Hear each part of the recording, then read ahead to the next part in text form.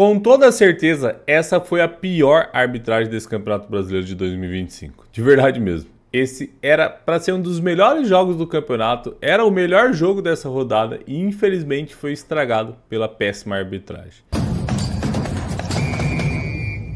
Fala professores, eu sou Paulo Caravina, sou árbitro de futebol e analista de arbitragem. Palmeiras e Cruzeiro se enfrentaram pelo Campeonato Brasileiro, 30ª rodada desse campeonato que está tão disputado, muito legal de assistir.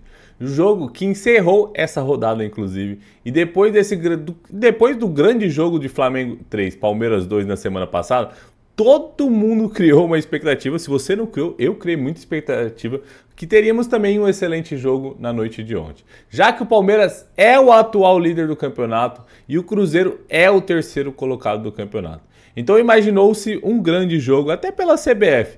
A CBF, na verdade, a comissão de arbitragem da CBF, que é a responsável por escalar os árbitros da partida, sabendo da importância e do grau de dificuldade da partida, escalou o Rafael Clay para apitar esse jogão. Clay, que é gaúcho, é do quadro da FIFA, tem 35 anos e é considerado um dos melhores árbitros do Brasil. No final do vídeo eu vou deixar a minha opinião sobre a arbitragem dele nesse jogo. Tudo que fala, eu vou explicar os lances, mas no final eu vou falar sobre o que eu achei da arbitragem dele.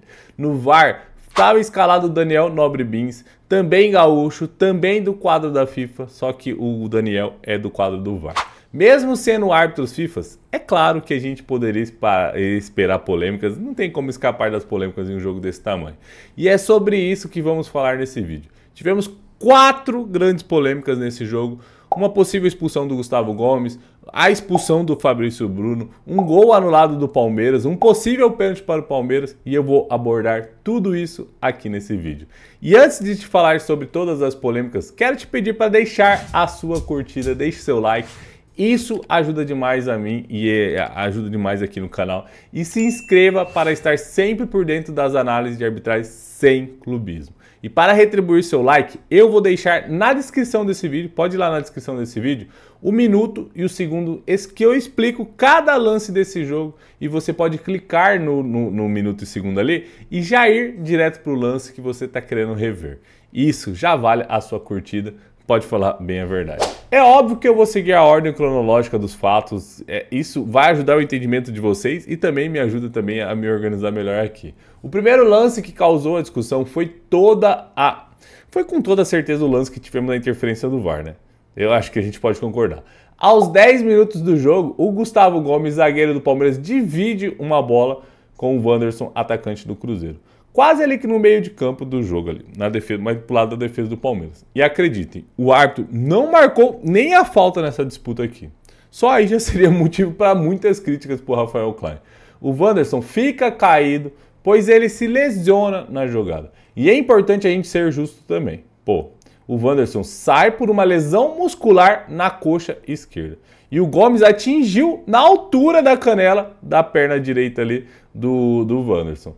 Não tem como tirar que... Obviamente, não tem como tirar que foi no lance ali que ele se lesionou. Mas a gente vê que não foi por conta da entrada a lesão. Só que como o árbitro não tinha marcado nem a falta, o jogo seria reiniciado com bola ao chão, onde ele paralisou o jogo. Mas aí o VAR recomenda a revisão para expulsar o defensor palmeirense. Pois para o VAR, para o Daniel Nobre Bins, que estava na cabine do VAR, o Gustavo Gomes, defensor do Palmeiras, cometeu um jogo brusco grave, que é lance de vermelho. E como fazemos para definir um jogo brusco grave? Aí vai a primeira aula aqui. Temos alguns elementos que precisam ser avaliados. Por exemplo, eu vou fazer as perguntas e já vou responder, pode ficar tranquilo. Com o que o Gomes atinge o seu adversário? Com as travas da chuteira. Onde o Gomes atinge o seu adversário? Na canela, acima do tornozelo do seu adversário. O Gomes está com a perna reta ou ele dobra o joelho fazendo menção de tirar a força? Ele claramente mantém a perna reta a todo momento. E nesses 3 elementos formam o jogo brusco grave, que é onde pega, como atinge e se tem força para atingir esse adversário. Com esses 3 elementos formando o jogo brusco grave, o VAR recomenda a revisão e aí entra a maior loucura.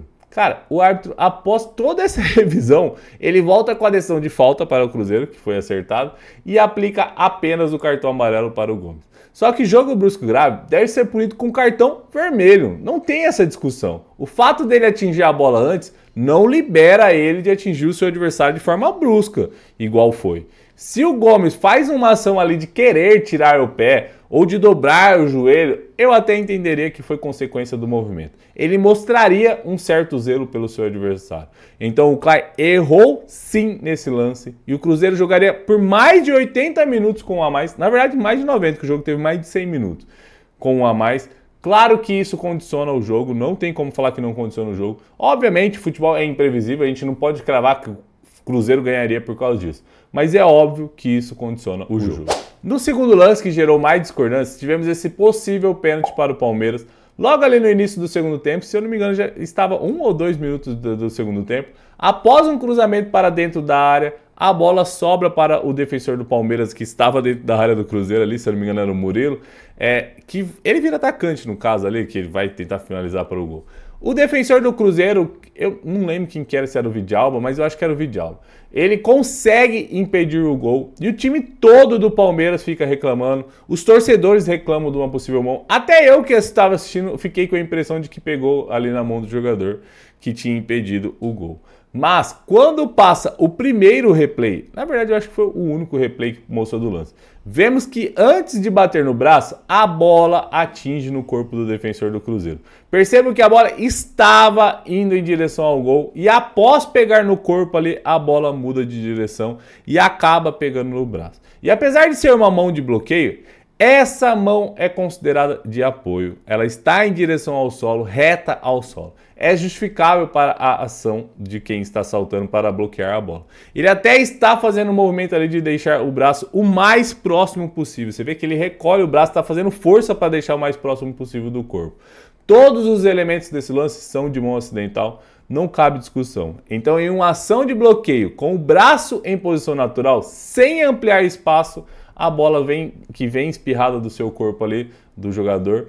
Por isso, a decisão de não penal foi acertada, tanto do Clay em campo, tanto do VAR de não recomendar a revisão. Aí quando o jogo chegava próximo aos 30 minutos do segundo tempo, o Alan, atacante do Palmeiras, faz uma bela jogada individual ali, e no momento que ele tenta fazer o drible no último defensor do Cruzeiro, que era o Fabrício Bruno, ele cai.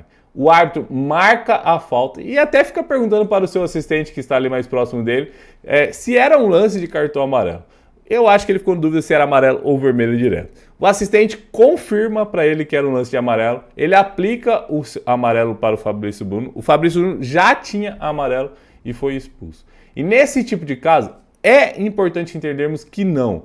Pelo amor de Deus, não é o Alan que comete a falta no defensor aqui. Tô vendo algumas pessoas até de forma desonesta dizendo isso. Sei que alguns estão com interpretação equivocada e faz parte, está tudo bem. Mas algumas pessoas sabem que isso é falta da defesa e estão só para gerar polêmica dizendo que é falta do atacante. Quem estava com a posse da bola é o atacante. Não cabe discussão aqui nesse lance quanto a isso.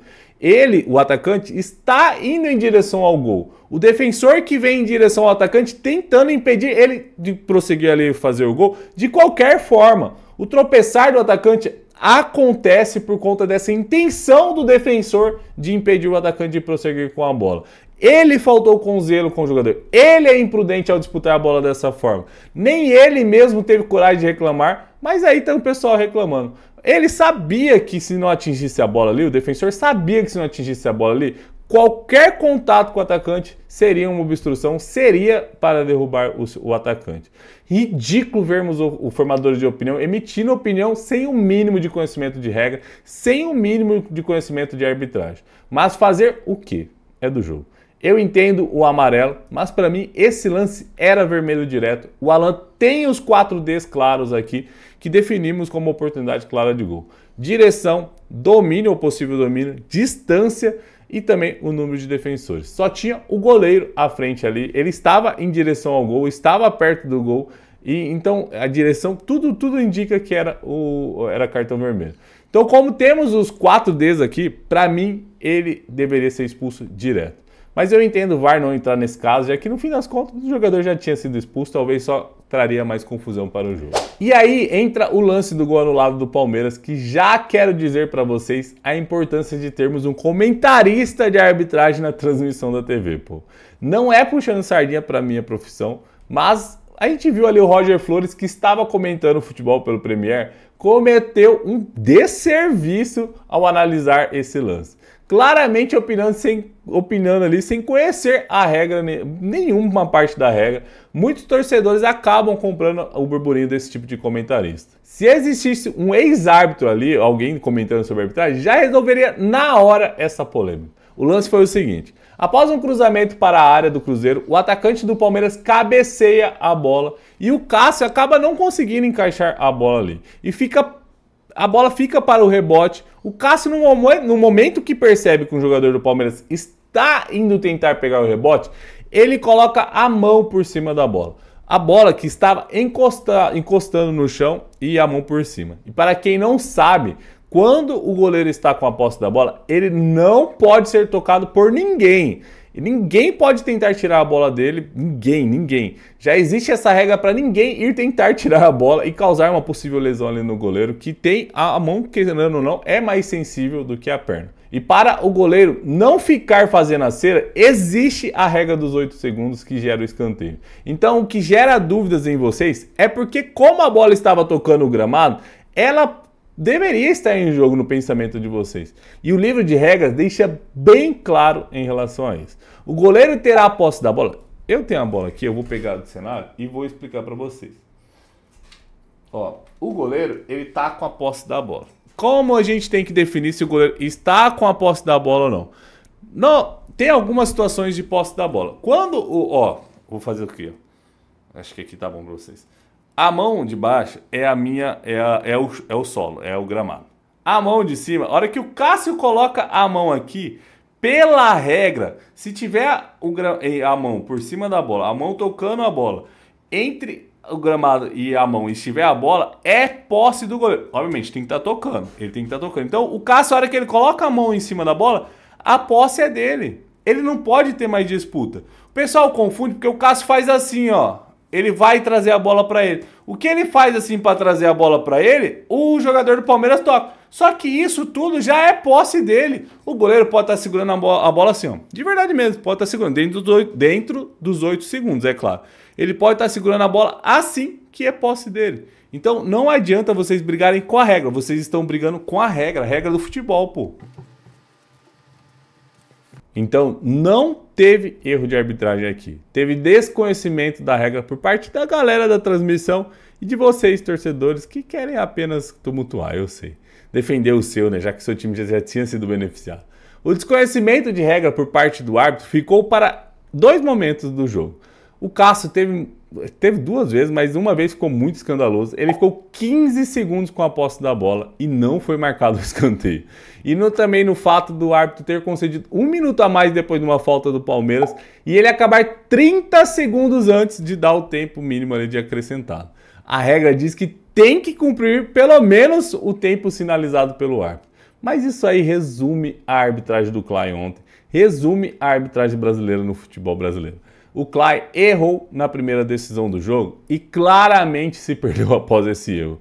Claramente se perdeu após isso. Não teve mais jogo após a não expulsão do Gomes. Tudo ele apitava falta. O jogador caía, ele apitava. Os jogadores, ao entender que ele estava dando qualquer contato, começaram a cair, começaram a se jogar em todos os contatos. O jogo teve apenas 42 minutos e 14 segundos. Eu vou repetir. Não tô mentindo. 42 minutos e 14 segundos de bola rolando. Cara, isso é menos que um tempo de jogo. E isso eu tô avaliando no jogo inteiro, 42 minutos e 14 segundos. E normalmente eu digo que os jogadores não ajudam os árbitros, que eles também têm culpa nessa questão. Mas nesse jogo foi claramente o Rafael Clay, segurando a partida o máximo possível. Se a CBF fosse uma entidade séria, ela não aceitaria esse tipo de conduta de um árbitro FIFA. Mas quando a gente vê que na próxima semana ele vai estar escalado novamente, a comissão de arbitragem presidida pelo Rodrigo Sintra mostra para todos os árbitros, principalmente os iniciantes, que o que ela quer é dos árbitros, o que ela quer dos árbitros é isso. árbitros medrosos, árbitros covardes, árbitros que odeiam o futebol e só se preocupam em acabar com o jogo logo para receber sua taxa, sem se preocupar com a regra do futebol, sem se preocupar com o jogo de futebol. Eu já disse algumas vezes aqui e vou repetir. A arbitragem chegou no fundo do poço. Para sair desse lugar que ela está, precisa mudar muita, mas muita coisa mesmo, além de só profissionalizar. Profissionalizar é um bom começo sim, mas não vai resolver tudo na arbitragem brasileira. E não se esqueçam, para mais análise de arbitragem sem clubismo, já me segue aí.